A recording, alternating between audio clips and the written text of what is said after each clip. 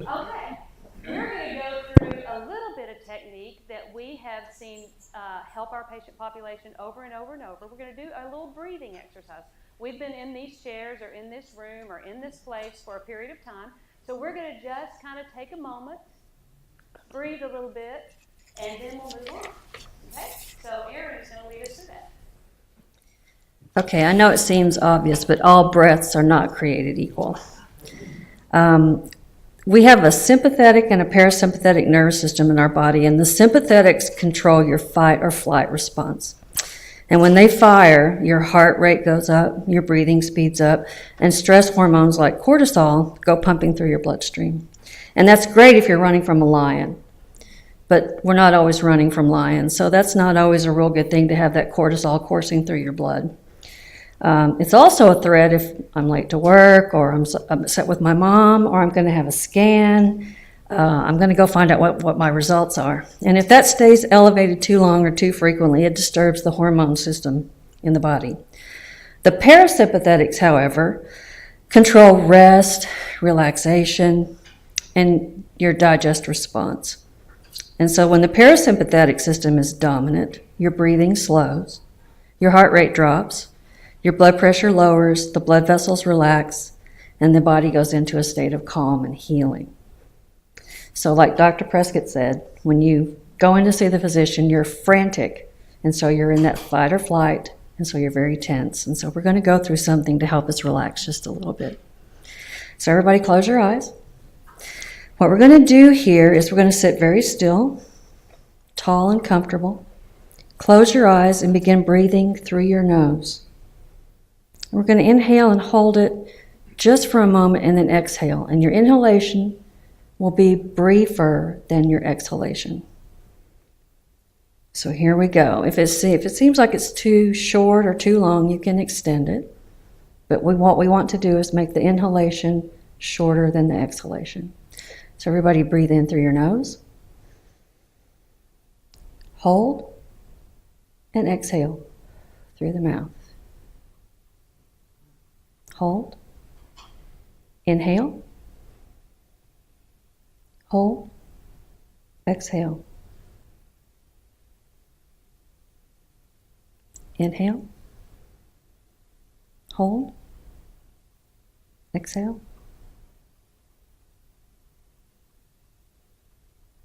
Inhale. Hold. Exhale. Continue that pattern.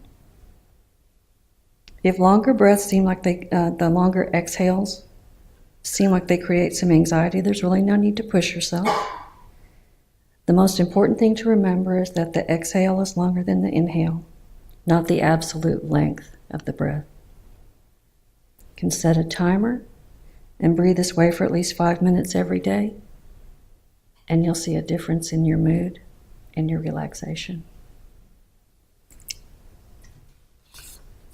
We welcome you to open your eyes. We found that techniques like that are very valuable to our patient population who are survivors from cancer. So when you think about that. So let's go kind of through the slide deck. We'll try to do it very quickly. First of all, can you tell me how many cancer survivors you think there are in the United States right now? Would that be 9.8, 11.7, or 15.5 million? 15.5. 15.5 it is.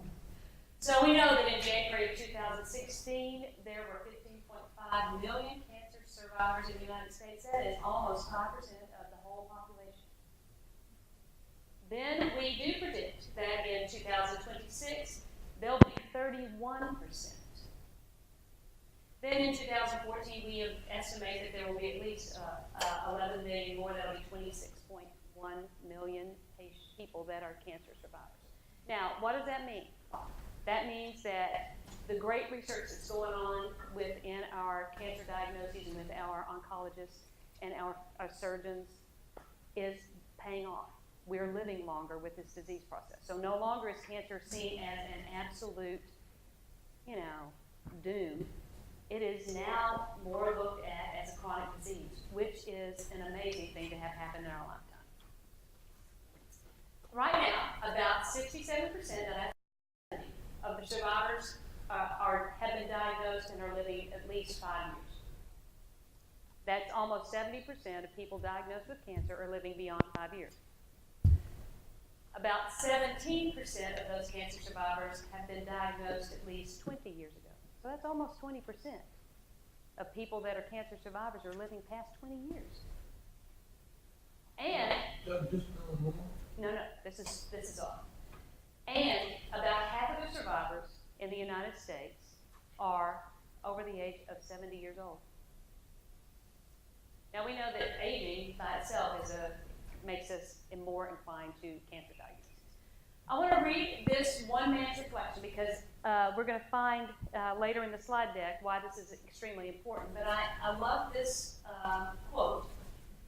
And he says, "It didn't occur to me while I was actually ill, but for some time afterwards, that the simple concept of sickness and cure were insufficient to describe what was happening to me. As with those cancer patients, the quality of my life during this period was severely compromised, and the possibility of death was present. I was in fact struggling physically and mentally with the cancer, the therapy, the large-scale disruption of my life. Survival, however, was not one condition, but many. It was the desperate days of nausea and depression. It was the elation at the birth of a daughter in the midst of treatment.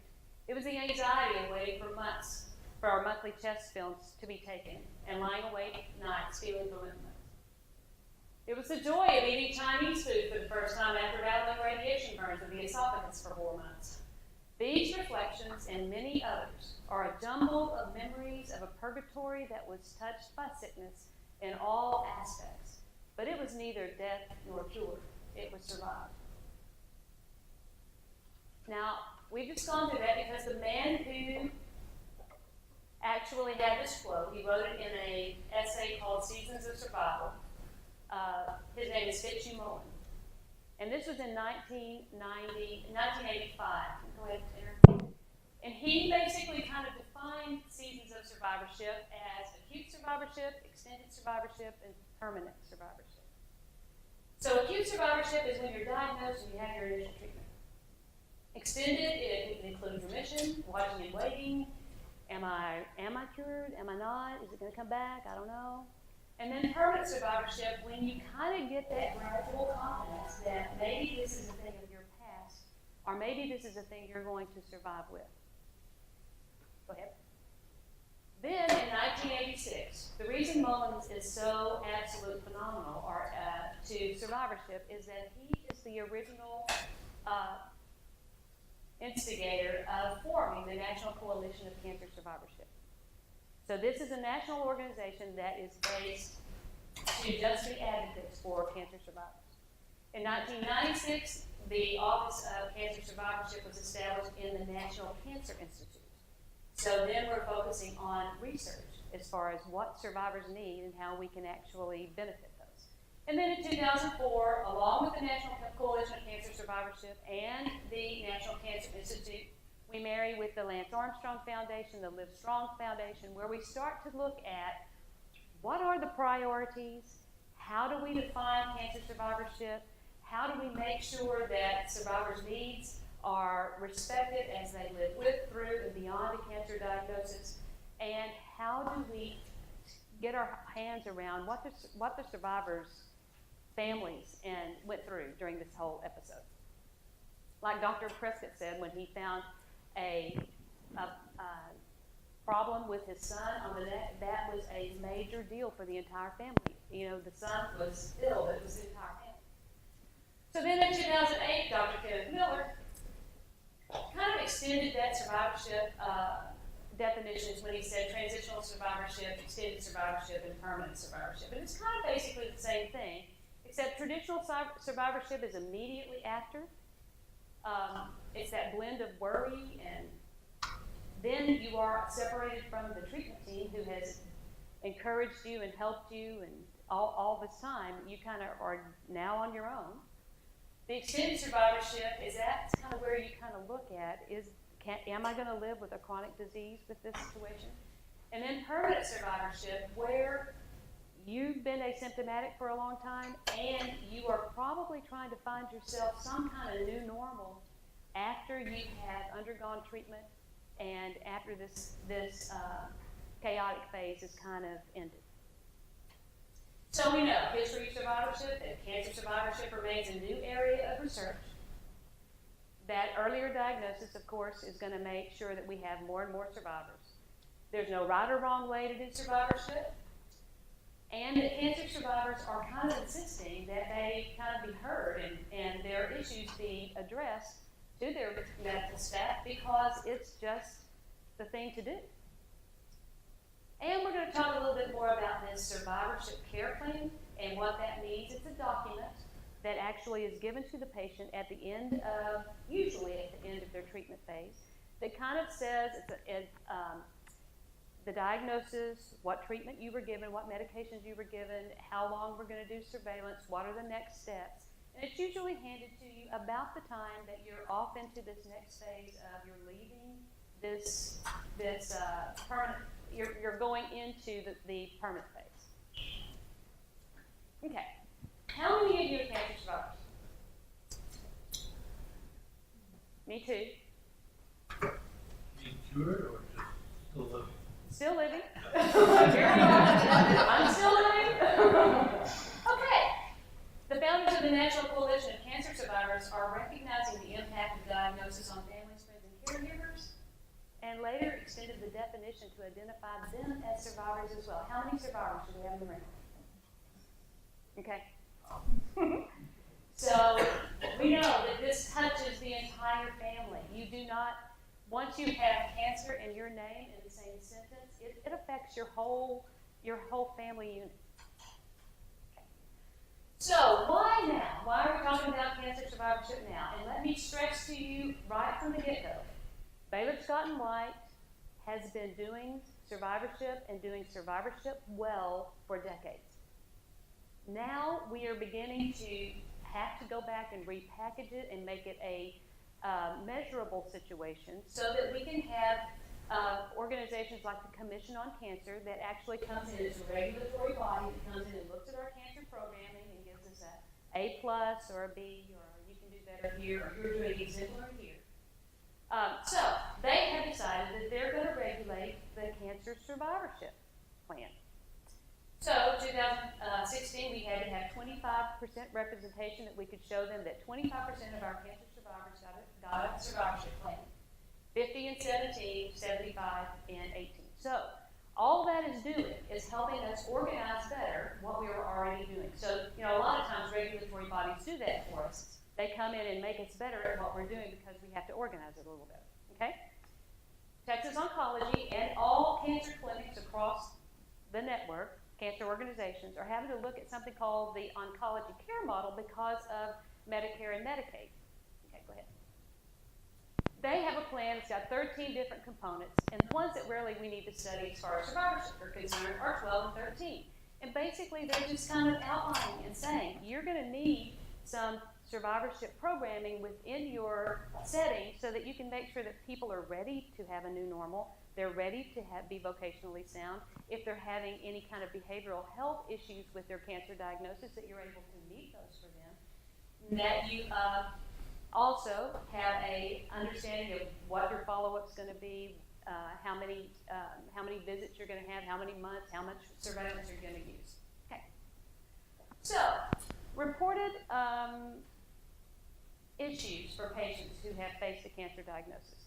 We just kind of looked at our patient population. We kind of asked them, what is the most, what's bothering you? What do we need to help you address? How do we help you? So basically, I know this may sound silly still, but hair loss is the number one anxiety-driven thing about chemotherapy. Now that may be more for women than men, but it is a huge, major deal. Sexuality, not just sexuality about performance or whatever, but how about my loved one? Is that going to be okay? What, do I use protection? Do I not use protection? Those kind of questions. Physical activity. Do you know that it is now understood that a person that is now diagnosed with a cancer diagnosis can maintain their activity level? That means 80% can maintain what they're doing. Most of the time, people get a cancer diagnosis, and what do? I got to sit down because I'm sick. But we're having lots and lots of good studies that tell us that maintaining your activity level and actually participating in a fitness program will actually benefit you through that phase. Okay, assessing your financial support. How many of you planned on having cancer and saved financially for it? No. So we need, to have a better understanding of what that financial need is and how we can meet it. Confronting mortality. No matter whether you live for 50 years after your cancer diagnosis, once you've heard your name and cancer in the same sentence, you think about your mortality. Some of that is easier for some of us than others, and sometimes behavioral health comes in that way. Sharing my diagnosis. Now, I got to tell you, I have 4 absolutely marvelous children, and they are all married or partnered with somebody who knows a lot about the medical field. That was hard to tell them because it was hard. Lymphedema, we talked about that, and that can be a big problem for some people.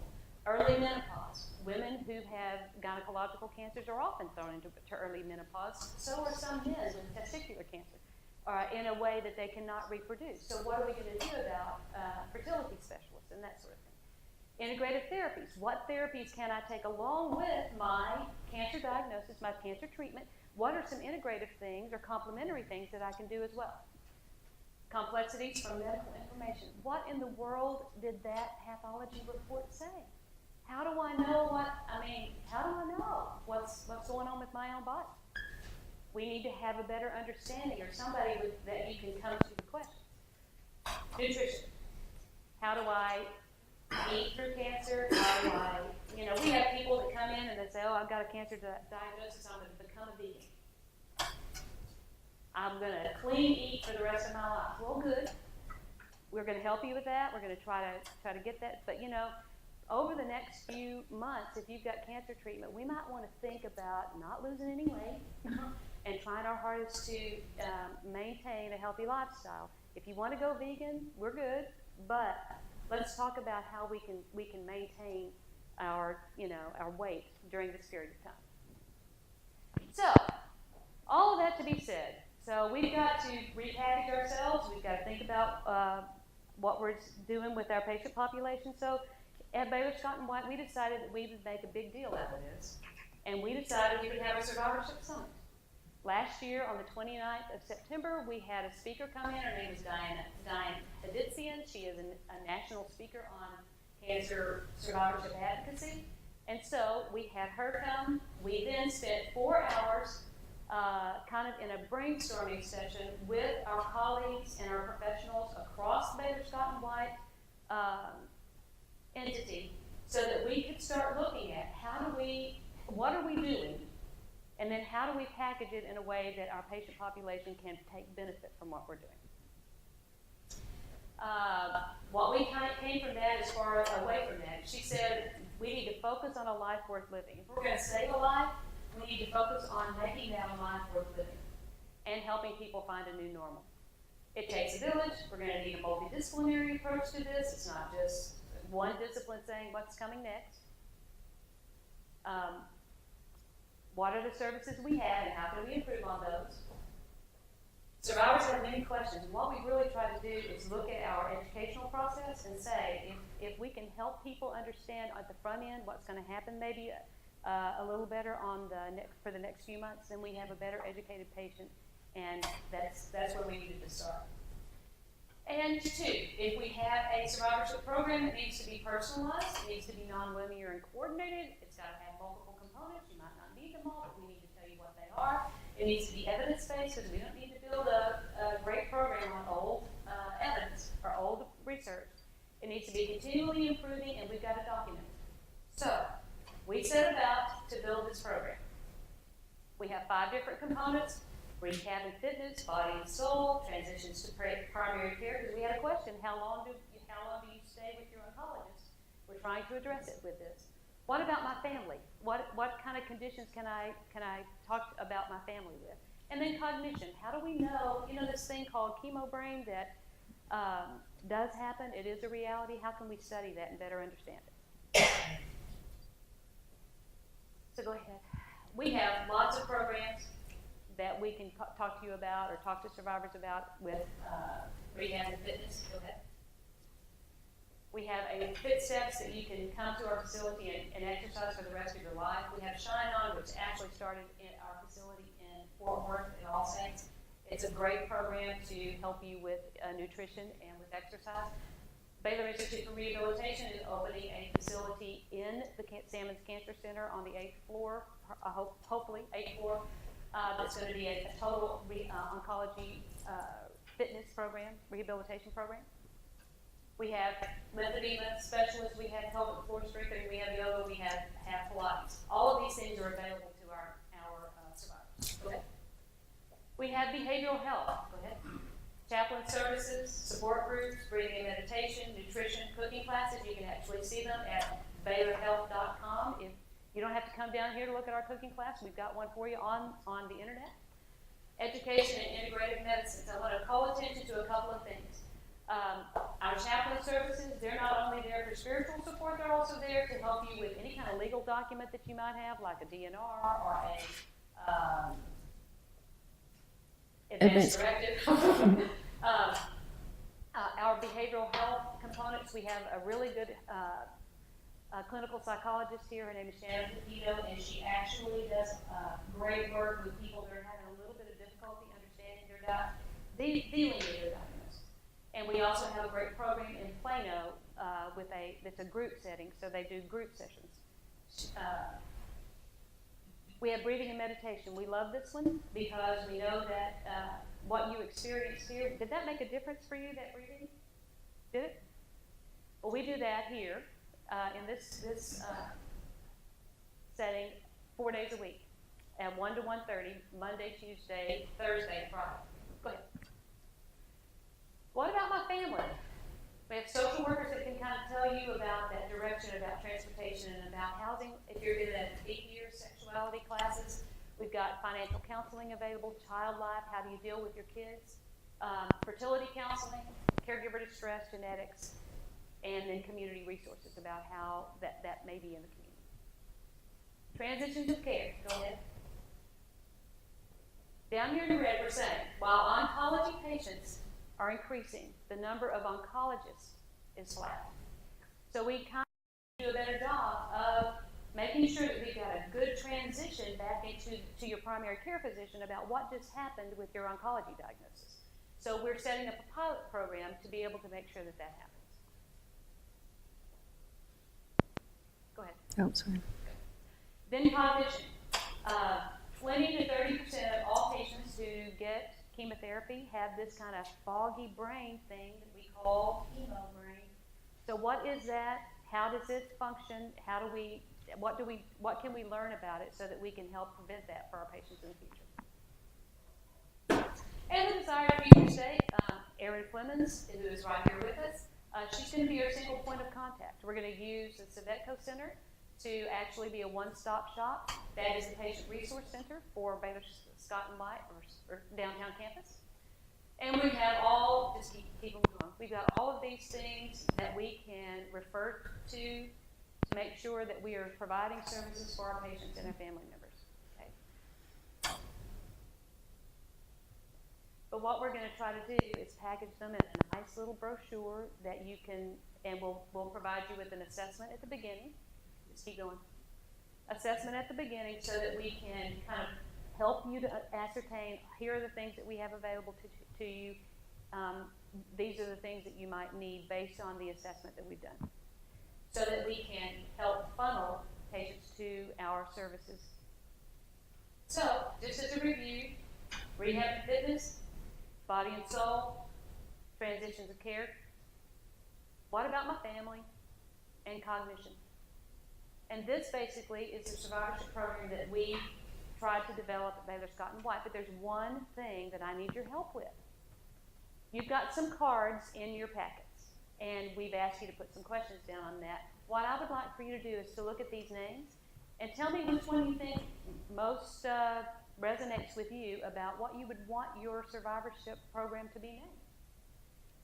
Exchanging Cancer Care for Life. Onward, Exchanging Cancer Care for Life.